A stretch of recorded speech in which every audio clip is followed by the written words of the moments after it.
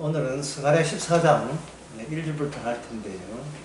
우선 7절하고 8절하고 보겠습니다. 제가 여호와께서 아시는 한 날이 있으리니 낮도 아니요 밤도 아니라 어두워갈 때 빛이 있으리로다. 그날의 생수가 예루살렘에서 솟아나서 절반은 동해로 절반은 서해로 흐를 것이라. 여름에도 겨울에도 그러하리라. 자, 이 스가랴 24장 7절 8절 말씀을 우리한테 던져주는 거예요. 던져주는 거 뭐라고 하냐면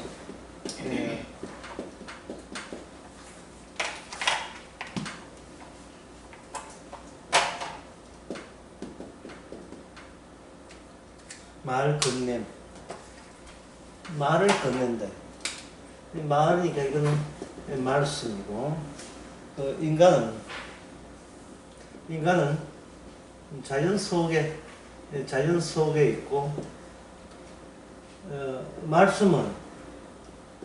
말씀하시는 분은 점선으로 되어 있죠. 자연은 보이지만 주님은 안 보이니까 안 보이는 쪽에서 보이는 쪽으로 나타나는 방법은 말을 건네는 거예요. 태초에 말씀에 계시는 말을 건네는 겁니다. 선지자들이 계시를 받는 겁니다. 그 선지자 중에 한 사람이 누구? 스가랴.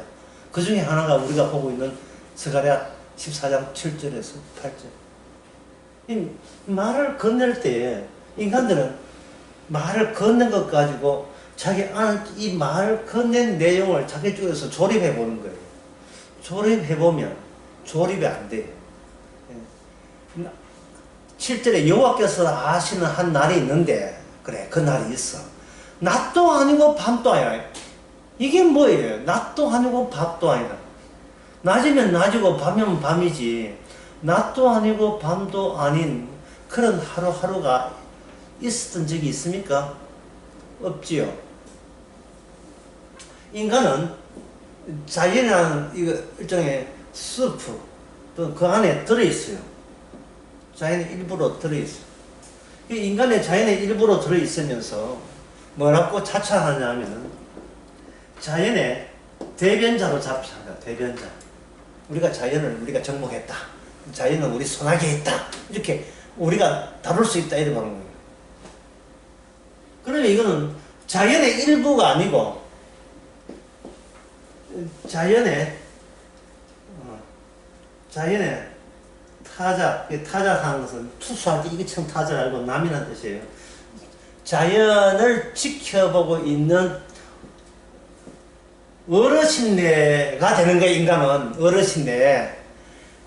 어르신네가 되면서 인간들이 노리는 게 뭐냐 하면은 자연을 알면 모든 것을 안다가 돼요.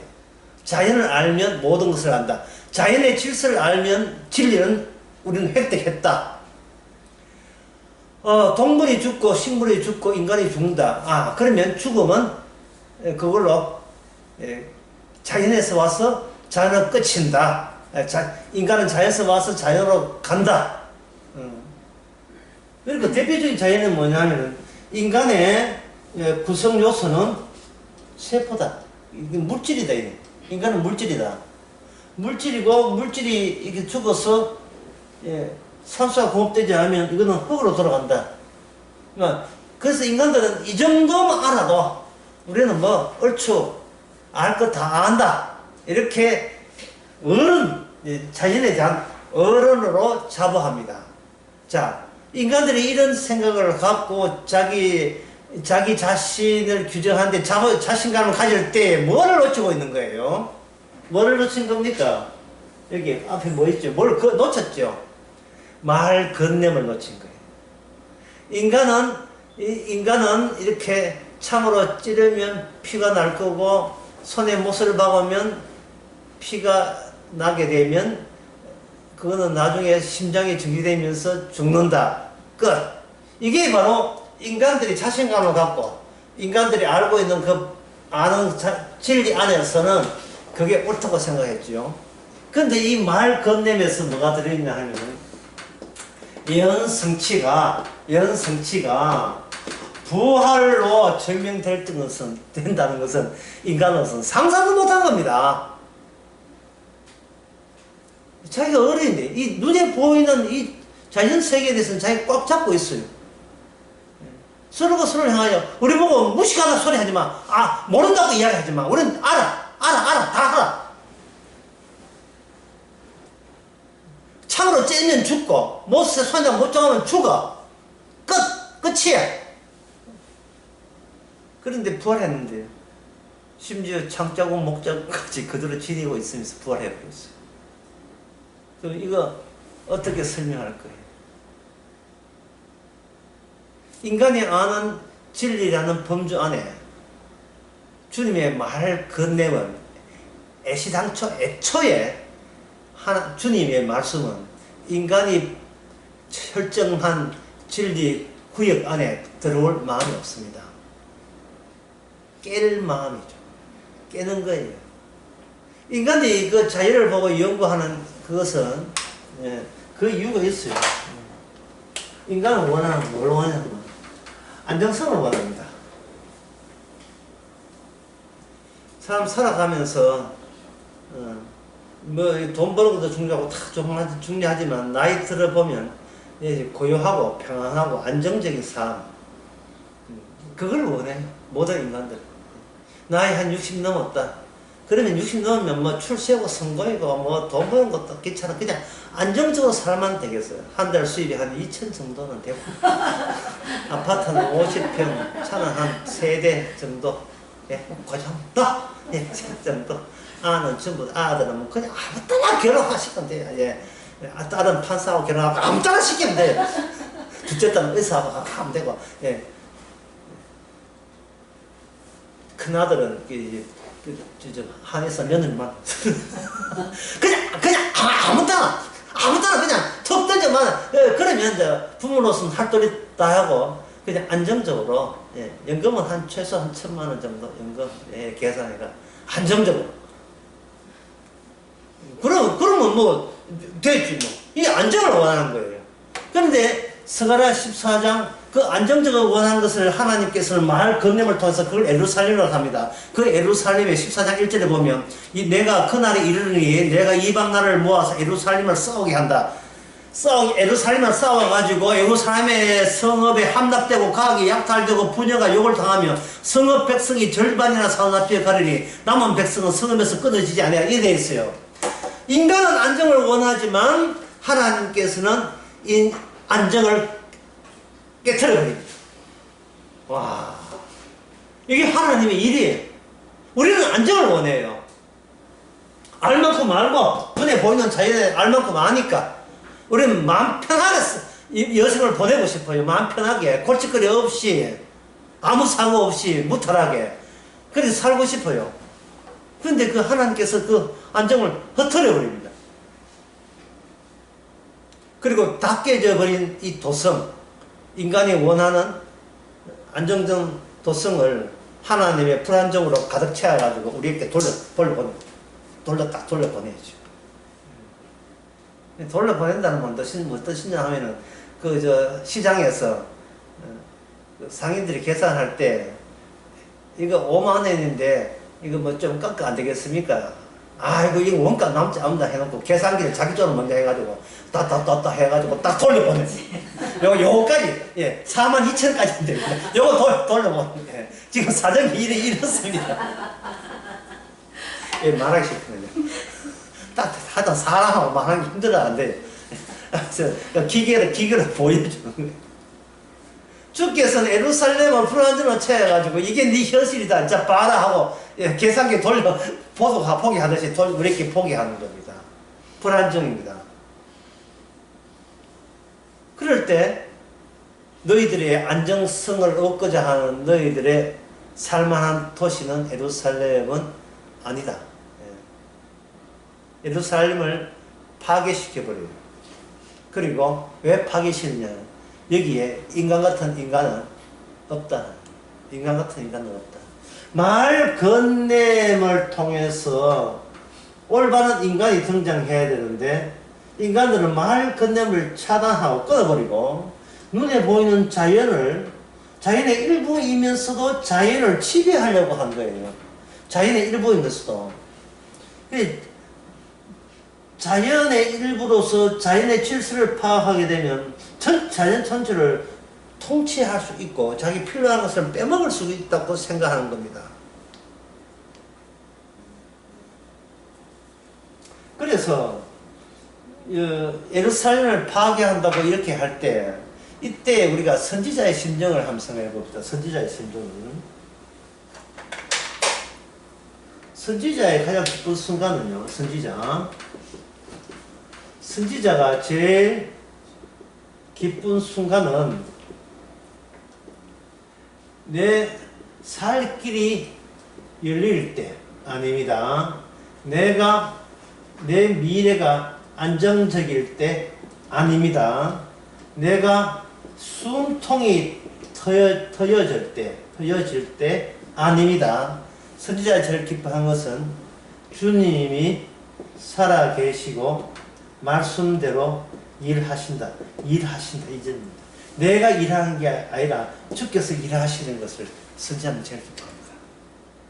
근데 그때가 언제냐 하면은 자기가 순환받을 때, 선지자가 막 얼마나 욕을 먹었을게. 선지자가 순환받으면서 인간은 자기의 자리, 위치, 그것을, 기초를 다시 보는 계기가 돼요.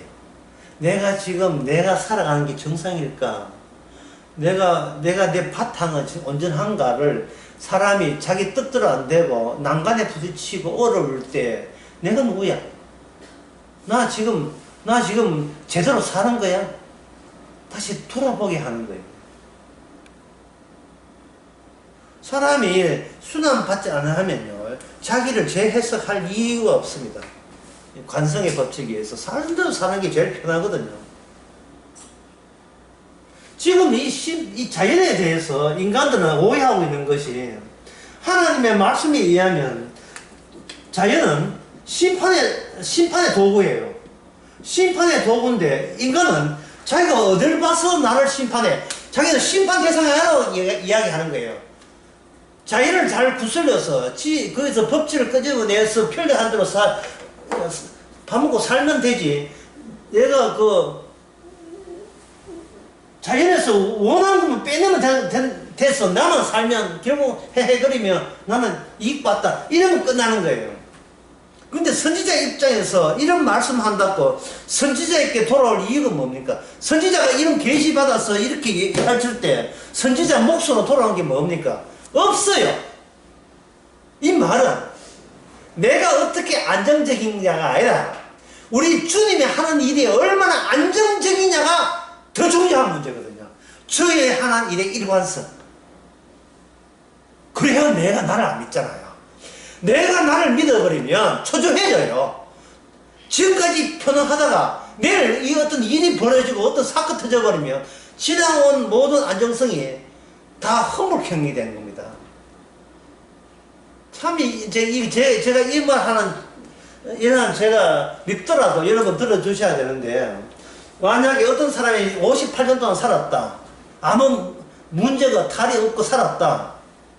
그런데 58년째 생일 그 다음날 탈라면 어떻게 합니까? 섭섭한 이야기지만 58년 살았는 거 다 날아갑니다. 58년 살았는 거 다 날아가요. 이거는 섭섭한 이야기지만 이게 사실이에요. 그러면 58년 그 다음날도 괜찮았다. 소용없습니다. 59년째 생일날 무슨 타악이 틀지 몰라요.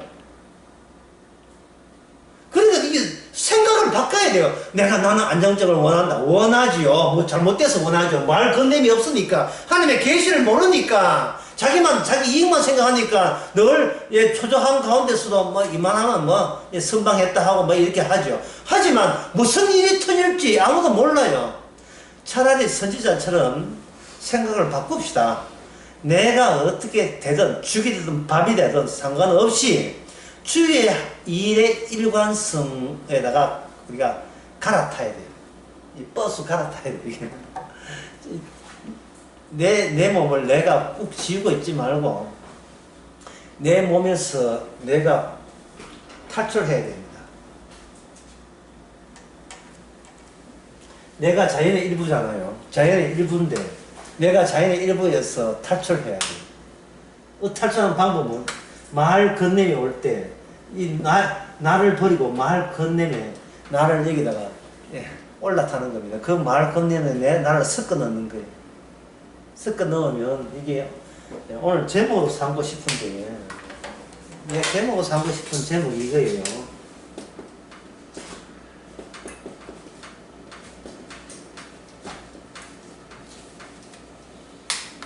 한번 따라 해볼까요? 최후를 넘어서서. 최후를 넘어서서. 예, 감사합니다. 참새. 최후를 넘어서는 거.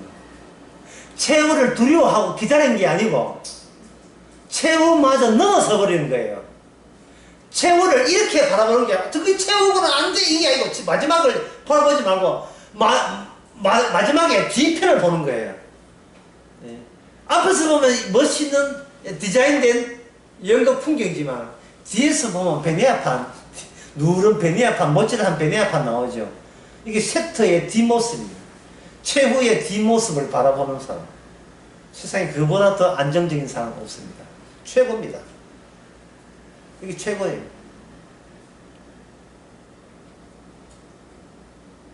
그 최후의 거기에 참 좋아요. 그 최후의 하고 난 뒤에 그게 그걸 성경에서 부활이라고 하는데 성령 안에서 부활했다 이렇게 이야기해요. 방금 이거 최후의 넘어서를 왜냐하면 성령은 마지막 때 오는 거거든. 마지막을 받았으니까 이제 마지막을 기다리는 게 아니고 뒤쪽으로 바라보면서 살 수 있게 되는 거예요. 그래 되는데 문제는 이게 불가능하다는 거예요. 인간의 능력으로서. 불가능하니까 건네진 마을 위에 올라탈 수밖에 없어요. 그 안에 섞이면 돼요. 여호와께서 아시는 날이 한 날이 있으니 낮도 아니고 밤도 아니라. 어두울 때 밤도 아니라. 이거는 인간이 자기를 지배하는 상태에서는 이 스가랴 14장 7절을 어떻게 조립할 수가 없어요. 우리가 아는 하루는 낮이든 밤이든 둘 중에 하나지 낮도 아니고 밤도 아니고 그런 건 나는 없어요. 그런데 7절 끝에 보면 어두워 갈 때에 빛이 있으리로다. 어두워 갈 때에 빛이 있으리로다. 이 말씀에 우리가 참여하고 뛰어들고 거기에 올라타고 하는 겁니다. 어두워 갈 때에 빛이 있으리로다.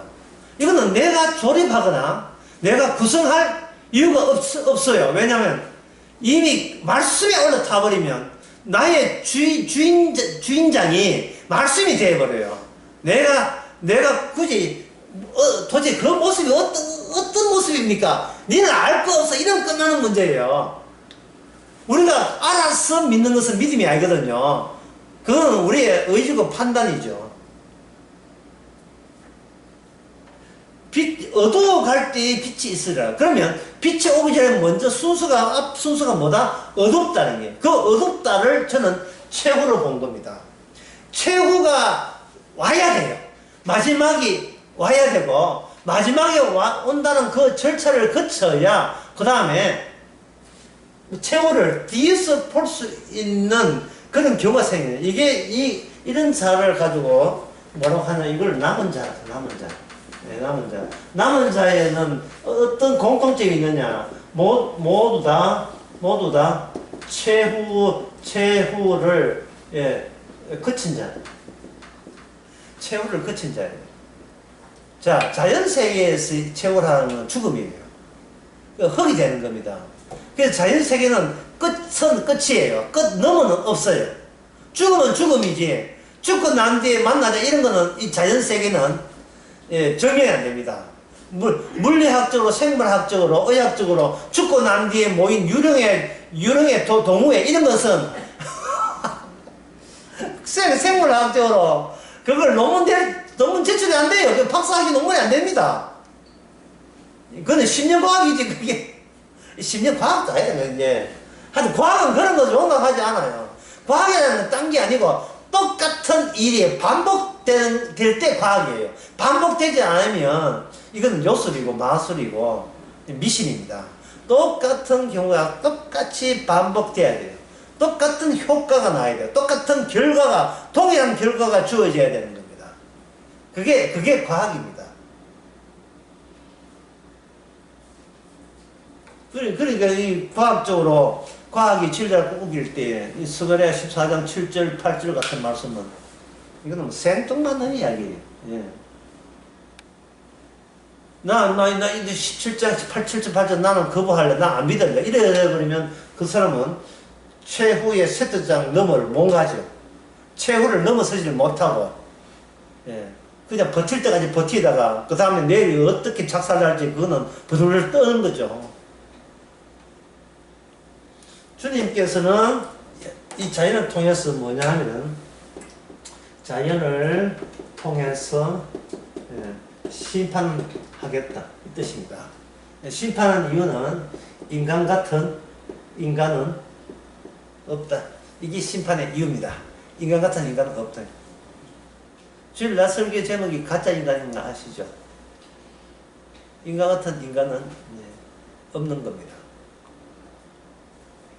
그래서 만약 인간 같으면 어떻게 되냐 하면 이런 겁니다. 이번에 우크라이나 전쟁에서 한창 전쟁이 아주 심하게 일어났을 때 우크라이나 농부들이 걱정하는 것이 먹을 게 없어가지고 감자 가지고 뭐 요리를 해 먹는데 농사가 감자가 없어가지고 시감자까지 먹었다는 거예요. 그러면 이게 어떻게 됩니까? 시감자를 먹어버리면 내년에 그럼 농사는 어떻게 지고 없지요. 모종해야 될, 다음에 모종해야 될 곡식까지 소비를 해버리면 농사는 끝나는 겁니다. 예, 아무 대비책이 없는 거죠. 그래서 인간이라면 마지막은 다 하더라도 마지막 그만큼 남은 여지를 남겨두는 거예요. 여지를.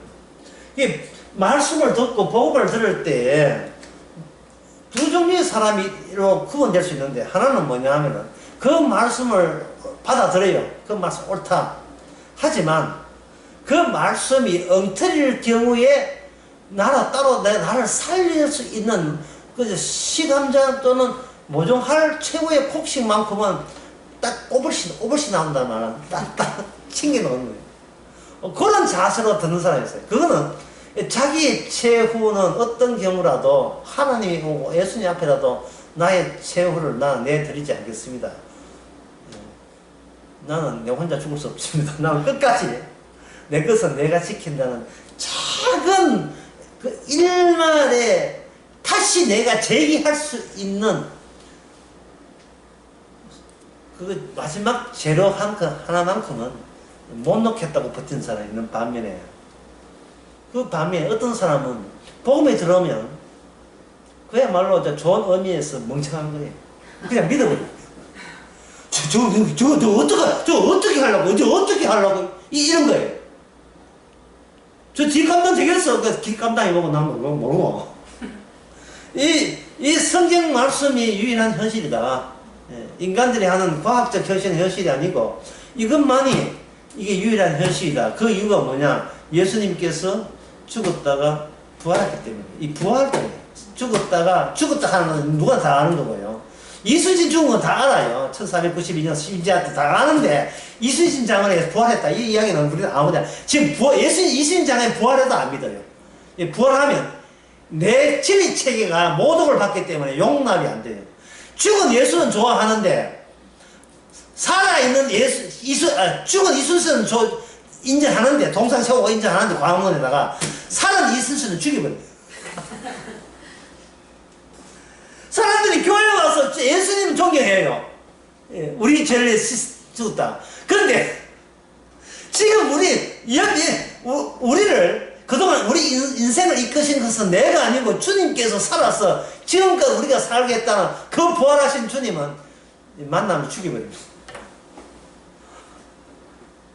왜냐하면 나의 자유의 가치가 상실되기 때문에, 내 선택과 내 의지가 찾을 길이 없다는 것이 나 자신에 대한 모독으로 여겨지기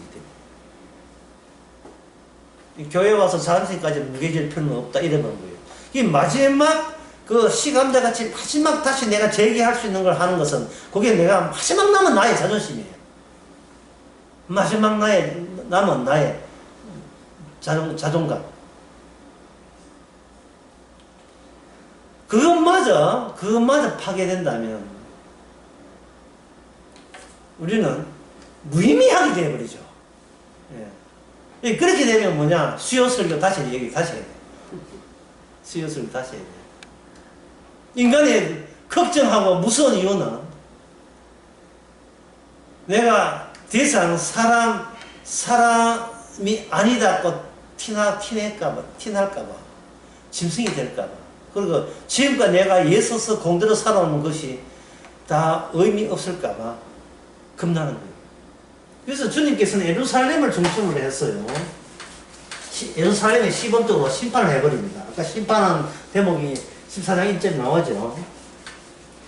그렇게 해서 예수님께서 정리하고 싶은 것은 이겁니다. 예루살렘을 통해서 아무것도 아닌 것과 그리고 심판의 없음을 이렇게 같이 이렇게 대비시키려고 하는 거예요. 아무것도 아닌 것과 없음을. 아무것도 아니라 할지라도 아무것도 아닌 채로 지금 있음이 된다고요.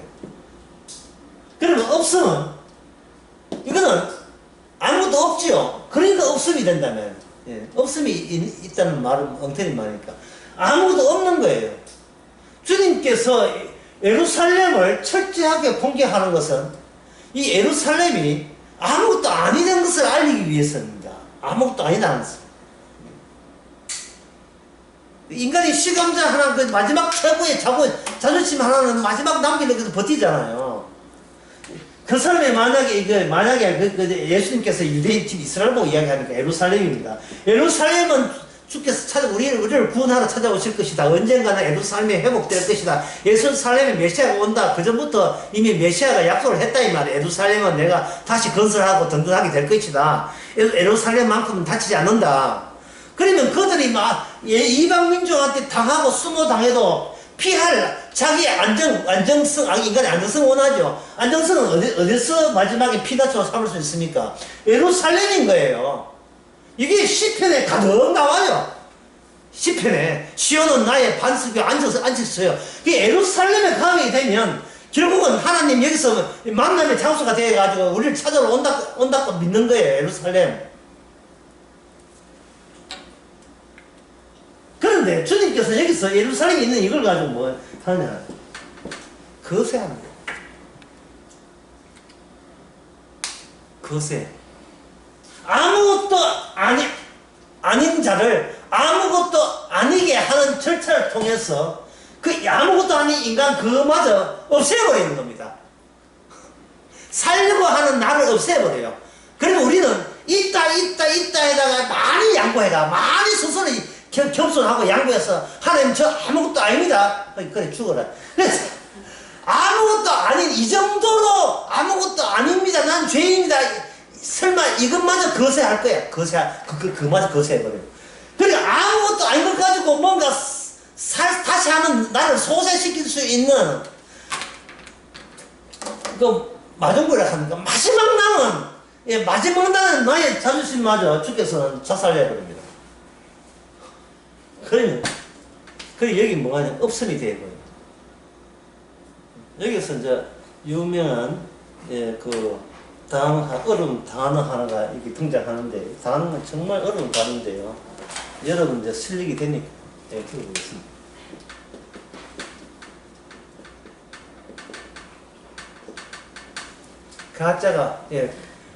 가짜가 원본이다. 아주 이제 중요한 시점이 가짜가 원본이 있어. 가짜가.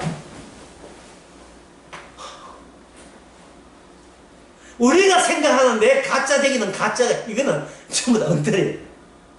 진짜 우리는 내가 가짜 되고 싶어도 절대로 가짜가 되지 못하는 존재입니다. 가짜라고 우기면서 그걸 진짜 내가 구원받을 수 있는 마중물, 마지막 기초, 가느다란 기초, 갖추라고 우리는 잡아하는 겁니다. 온전한 가짜가 될 수 없어요, 우리는. 온전한 가짜는 바로 우리 주님이 우리가 못하는 가짜를 주께서 대신 보여주신 겁니다. 어디를 봐서 예수님이 메시아입니까? 전혀 메시아답지 않아요. 예수님 앞에서 예수님을 대하는 그 여러 가지 유형들이 있는데 그 중에 유형 중에 하나가 철저하게 자기를 낮추고 낮춰가지고 바닥 인생을 살면서 나는 죄인입니다. 그런 사람들도 있었어요. 그걸 쿰난 공동체에서 예루살렘 쪽으로 또 이스라엘 쪽으로 그 성지 순례하는 사람은 가는 그 코스가 있어요. 코스 보면 쿰난 공동체 유적지가 발견되어 있습니다. 그들의 삶은 철저하게 자기를 부인하고 자기를 낮춘 사람이에요. 근데 그들이 예수를 믿었을까요? 예. 안 믿지요. 내가 겸손하고 낮추고 이렇게 나는 가짜답고 외치는 그 이야기라 하는 그걸로 통해서 내가 진짜 될 수 있는 경계선, 그 위치에 나를 세울 수 있다는 가능성을 그들은 실시한 겁니다. 인간이 할 수 있는. 심지어 그 수도원에 가면 이런 게 있어요. 침묵의 수도원, 봉쇄 수도원 하는 게 있어요. 이게 뭐 프랑스나 미국 가면 한두 군데가 아니에요. 봉쇄 수도원. 자발적으로 봉쇄하는 거예요. 자발적으로. 최소한의 필요한 것만 반입하고 나머지는 자체적으로 농사 짓고 과수 농사하고 뭐 하고 하죠. 최소한 필요한 것만 하고 노동하고 기도하고 그리고 침묵하고 그리고 그렇게 하는 이유가 어서 주께서 나를 데려가기 위해서 더 살고자 하는 인간의 생존의 마지막 남은 생존 욕구마저 마귀의 마지막 무기라고 잡아하고 그것과 투쟁하고 싸우면서 침묵하면서 오직 기도하고 노동하고 최소한의 그 최소한의 에너지만 공급하는 질 떨어진 양식만 먹는 수도원이 제가 알기로는 천군데 넘어요. 제가 알기로는 천군데 넘어요. 지금 이슬람교도 쪽에 있어요. 불교는 물론 그런 거, 불교도 많고요. 아무리 애쓰고 노력해도 그들은 가짜가 될 수 없습니다. 왜냐하면 가짜가 원본이기 때문에. 왜 그러냐 하면요. 인간은 본인이 가짜라고 하는 그 가짜가 인간이 본인이 자연세계에서 끄집어낸 지혜를 통한 진짜를 어렴풋이 마주하면서 내가 가짜가 되려고 하기 때문에 생각하기 때문에.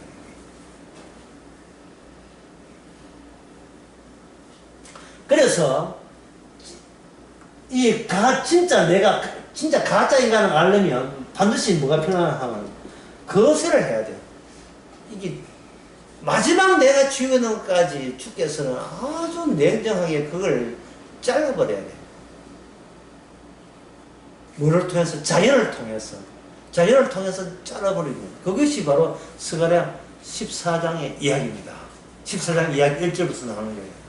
그렇게 나오게 되면 14장 7절에 나오는 어두움이 갈 때 빛이 있으리라 할 때 비로소 우리가 빛이 다가오기 시작하는 거예요. 왜냐하면 우리가 어두움에 가기 때문에 낮도 아니고 밤도 아니라 어두워 갈 때 빛이 있으리라.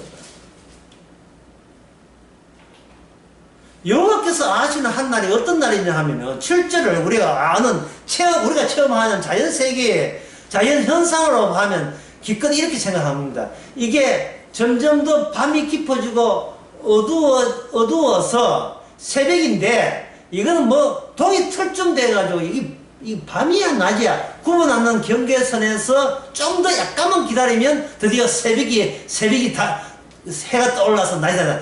기껏 우리가 생각하는 그밖에 안 되거든요. 그런데 이게 그래 되버려요. 앞에 예루살렘 심판한다는 내용이 여기 들어갈 자리가 없어요.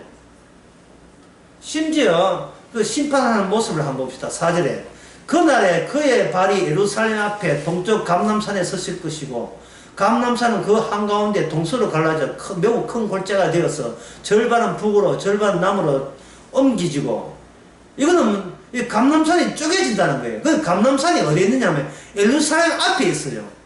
예루살렘 앞에 있는 감남산이 쪼개진다는 말은, 이거는 감남산뿐만 아니고 예루살렘부터 애초부터 이거는 이 예루살렘은 쪼개져 있다는 것을 감남산을 통해서 알려주는 겁니다.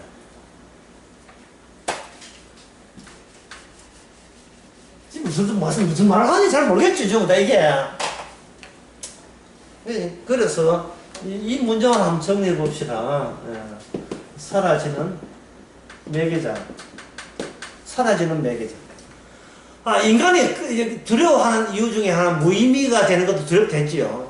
그러면 같은 뜻입니다. 인간이 두려운 이유는 본인이 사라질까봐 겁나는 거예요. 본인이 여기 있는데, 있으니 없음 될까봐 겁나는 거예요. 기회이. 그래서 어떤 자식이 어디 물에 빠졌다 하면 부모들이 생각하는 것은, 제발, 실종됐다 하면, 그래도 죽었다는 건 나왔잖아. 사라졌으니까. 언젠가 다시 나타나겠지. 희망을 갖잖아.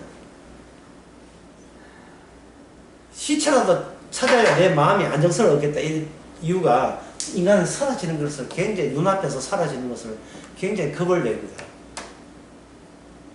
인간은 본인이 사라지는 것을 대를 두려워하기 때문에 스스로 사라질 수가 없어요. 자살해도 안 사라져요. 그래서 그러면 인간이 스스로 거세한다든지 스스로 가짜가 될 수 없고, 가짜되는 흉내나 내는 기껏 종교라는 이름으로 거짓밖에 못하잖아요. 그러면 이 말씀은 전혀 이루지를 못합니다. 흉내 내기는 한다고 해서 말씀대로 되는 게 아닙니다. 그 이유는 제가 아까 이야기했죠. 자연에 대해서 인간이 일부가 아니고, 자연에 대해서 인간이 무슨 짓을 한다? 지가 대장질 하죠, 대장질. 지가 대장이에요. 대장 되어버리면 자연은 뭐냐 하면 그냥 관찰의 대상이 되고, 지금 관찰한 것을 끌어모아서 하나의 자연과 스스로 알아서 자연과 마주서는 존재가 되고 말아요. 잠깐 아까 이 이야기는 내가 이런 표현은 안 했지만 비슷한 이야기는 했지요. 하다 보면 다시 표현대로 다른 표현돼. 하나의 마주서는 하나의 대치가 된다고. 대치가 되어버리면 이건 자연은 학대의 대상이 돼요. 공격의 대상이 되고, 우리 따로의 구성한 이걸 대타자. 난 니하고 노는 게 달라. 이래 있잖아요. 자기를 스스로 따로 나와서 자신을 독특한 존재로 구성이 되어버리면 상대방은 착취와 핍박과 학대의 대상이 되어버립니다.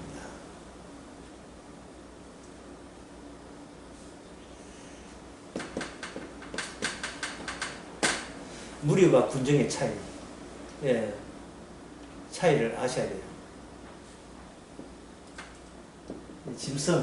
짐승은 떼지어 다니죠, 무리. 군정은 짐승을 가지고 군정을 하지 않아요. 군정은 뭐냐? 인간 사회에 적용됩니다.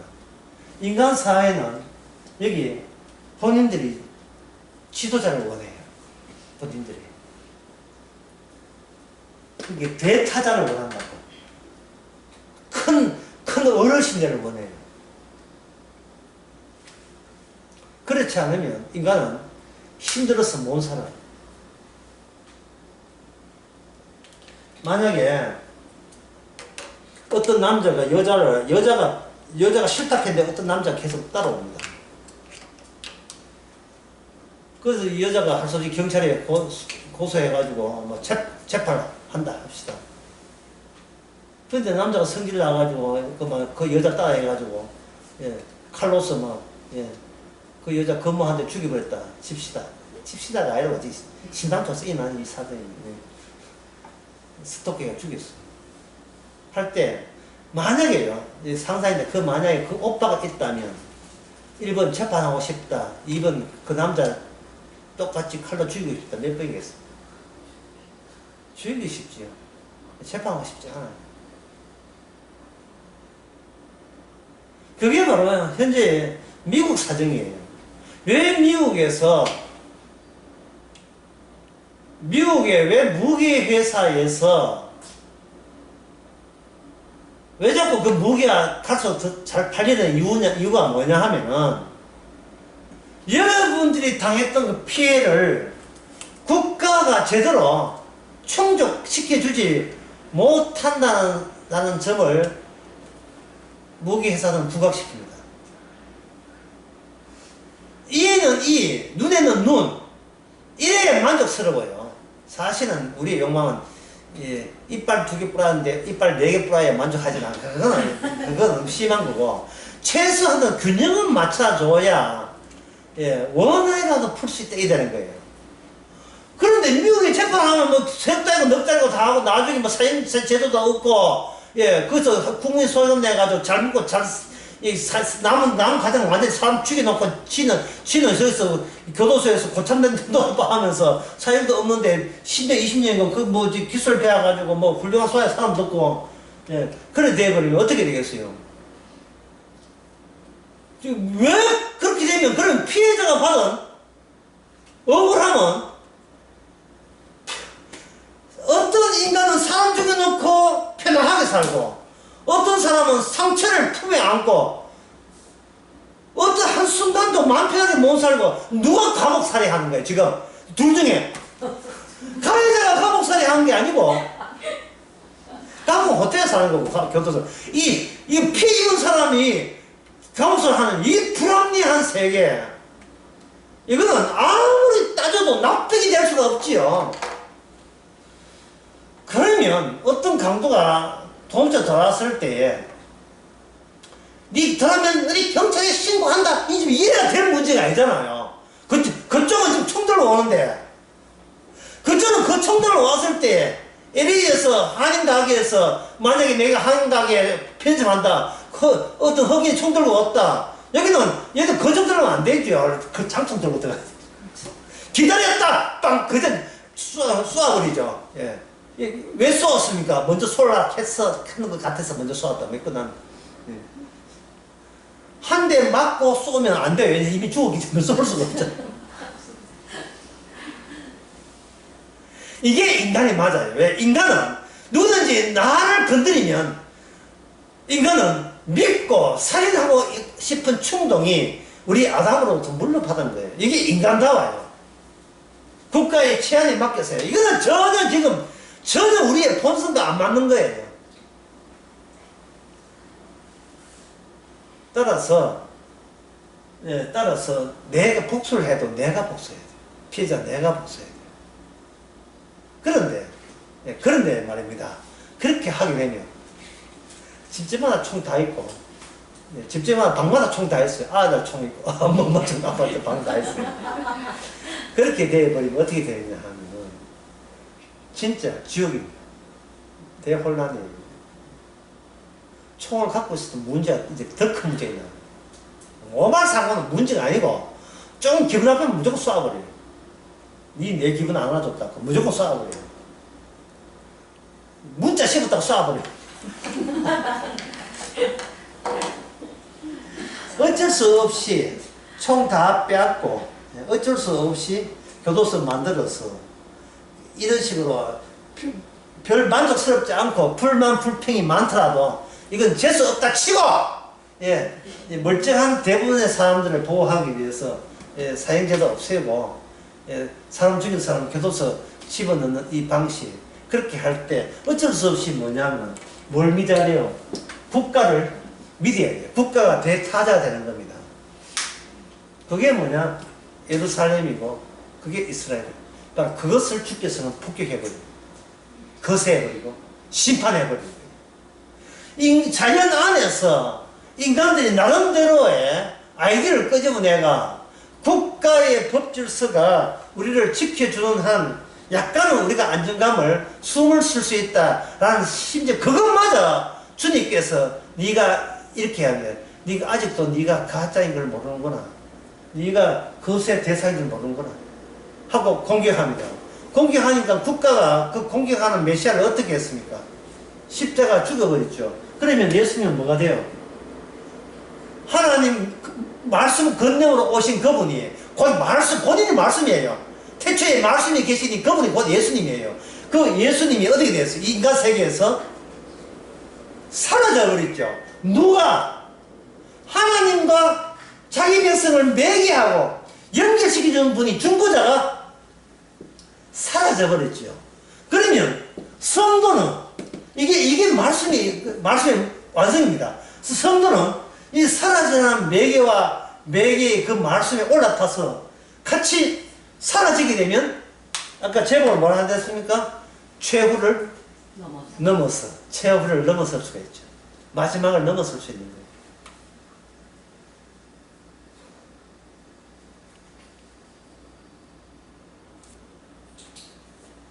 선지자가 바로 지금 이 스가랴에서 선지자가 대표자겠죠.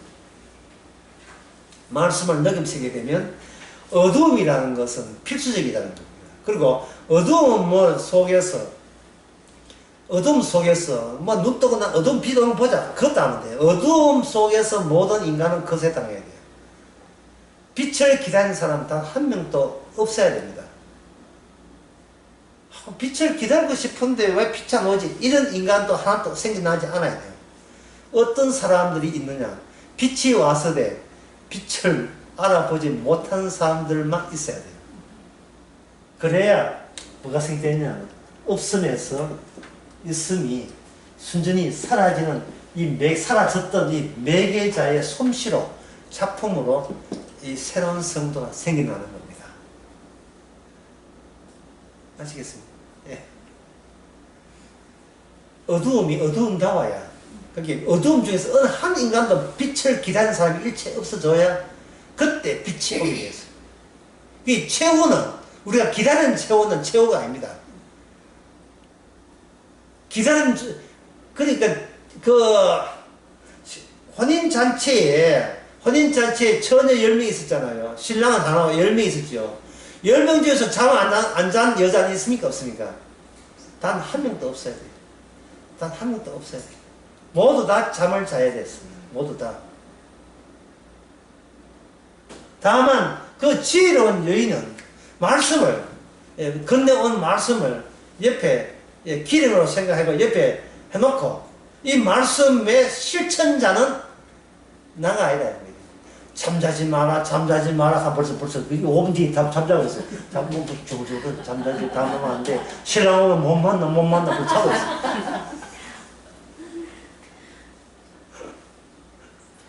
왜냐하면 신랑이 올 때 끼어 있어야 되는 그 말씀은 만나는 처녀가 실천에 옮기는 것이 아니고 그냥 그 처녀는 그냥 자야 돼요. 실천에 옮기지 못한 자도로 거세 돼야 돼요. 거세. 잘려져야 된다. 내 희망, 내 꿈, 말씀에 대한 기대가 다 잘려져야 돼요. 그 작업을 지금 살아계신 주님이 우리 보고 지금 하시는 겁니다. 이 말씀은 주님이 이루지, 이 말씀 공부하는 우리가 이걸 실천에 옮기는 말씀이 아니에요.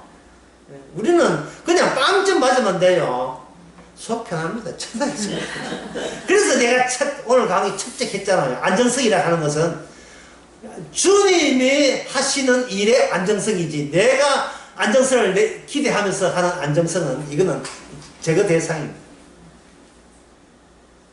할 수가 없어요. 예, 그러니까 가짜가 뭔데야 하면은 원본이라는 말은 어떤 경우에도 이 땅에 원본은 없다는 거예요. 원본은 없다. 원본은 없다 해서 원본 잘라버리면 어떤 경우도 이 세상에 인간은 없는 거예요. 어떤 인간, 자연 앞에서 자연을 어른인 채 한 인간은 하나님이 주신 적이 없어요. 이유가 뭐냐 물으신다면 자연의 대변자는 예수님이기 때문에. 자연의 대변자는 예수님이에요. 그래서 모든 피조물들은 예수님을 겨냥하는데 인터셉터 중간에 죄진 인간들이 자연아 니는 내하고 놀자 해서 자연을 자기가 돌아가지고 수족밭을 만들고 온갖 태양 팬을 만들고 자연을 자기 원대로 사용하고 활용하고 하면서 또 어디서 들은 풍을 있어가지고 창세기 1장 28절 다스리고 정복하라 다스리고 정복하게 그거는 하나님의 형상이 있을 경우지 가짜 인간은 그런 자격도 안 돼요. 범죄한 인간은 저주받아야죠. 범죄한 인간의 그 위치 주인은 제가 그 부산 가면서 이렇게 했습니다. 땅 그려놓고 땅에 예, 그 몸그림 그림 하나 그렸죠. 뱀 하나 이렇게 그려놓고. 인간은 이게 이 뱀의 자손이죠. 뱀의 자손 내가 뱀처럼 납작 땅에서 엎드려서 땅에서 올라오는 모든 엎드려서 땅에서 올라오는 모든 저주를 말하면서 어떻게 산다 기억하듯이 사는 거예요. 야, 참 인간의 팔자의 성을품입니다. 인간은 땅을 파야 살았습니다. 땅이 주인인지 인간 주인이 분간도 안 되죠. 사실은 땅이 주인이죠. 땅이 제때에 비오지 않고 땅의 세계가 제때에 활용되지 않으면 인간은 굶어 죽습니다. 땅에 이렇게 종속된 인간. 뱀 같은 저주받은 뱀의 모습. 이게 무슨 진짜입니까? 인간은 처음부터 엉터리밖에 없었습니다. 싶으십시오.